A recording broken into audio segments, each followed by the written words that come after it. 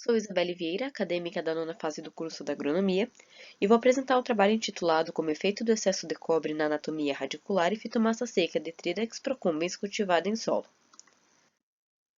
O cobre é um nutriente essencial para as plantas e está fazendo parte de vários compostos orgânicos vitais para o metabolismo vegetal. Entretanto, em excesso, ele pode causar alterações nas estruturas dos tecidos dessas plantas. As principais fontes de contaminação que nós temos são os rejeitos de mineração e a intensa utilização dos fungicidas cúpricos na agricultura. A planta em estudo, ela foi identificada crescendo em um ambiente naturalmente contaminado e mostrou a capacidade de acumular o cobre em condições naturais e também experimentais.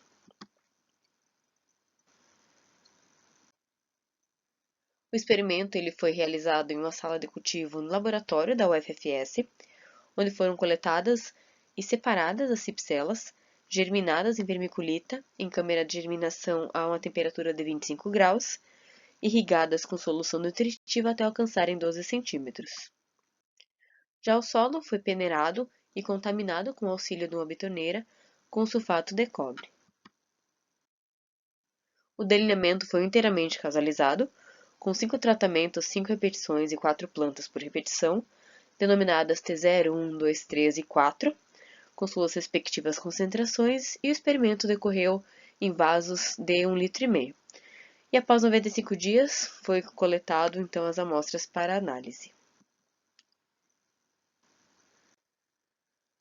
Para análise do sistema radicular, foi coletada uma porção apical radicular de 1,5 cm, sendo 1 cm para análise em corte longitudinal e meio centímetro para cortes transversais.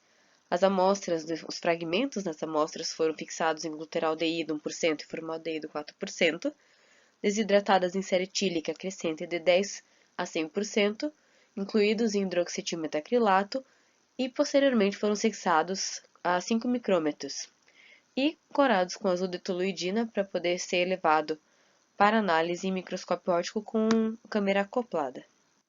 Para análise da fitomassa seca, as plantas foram fracionadas, secadas em estufa de circulação forçada de ar a mais ou menos 65 graus por 76 horas, foi determinada a fitomassa seca total e submetidas a uma análise de variância. Na anatomia em cortes longitudinais, T1 e T2 exibiram ápices radiculares com uma coifa bem desenvolvida, como no controle.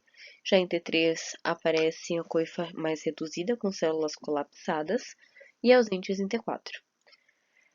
Se tratando do sistema meristemático, as células meristemáticas em T1 e T2 exibiram citoplasma denso, núcleo central, pequenos vacúolos e linhagens celulares bem evidentes, semelhantes ao T0. Em T3, a região meristemática ela possui células aparentemente normais, porém não foram observadas linhagens celulares típicas. E já em T4, o sistema meristemático está totalmente ausente, e na região central da raiz observa-se células totalmente diferenciadas, inclusive com elementos de vaso do xilema, mostrando espessamento de parede secundária. Já as demais células apresentam um citoplasma mais claro, com núcleos picnóticos indicados aqui pela seta branca, representando aí um indício de morte celular. Nas zonas mais distais, em T0 exibiram células epidérmicas volumosas e nucleares, células do córtex isodiamétricas, endoderme sem espessamento marcantes e cilindro central com células indiferenciadas. Já T1, 2 e 3, a anatomia da raiz é semelhante à T0, porém as células do cilindro vascular estão mais diferenciadas, podendo até distinguir elementos de vaso do protoxilema com deposição de parede secundária, como é indicado aqui na seta branca.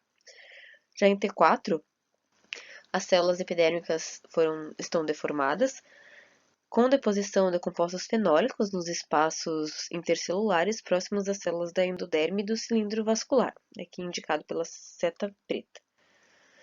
Em T4 também exibiu elementos de vaso do proto e metaxilema totalmente diferenciados, e inclusive com formação de raízes laterais.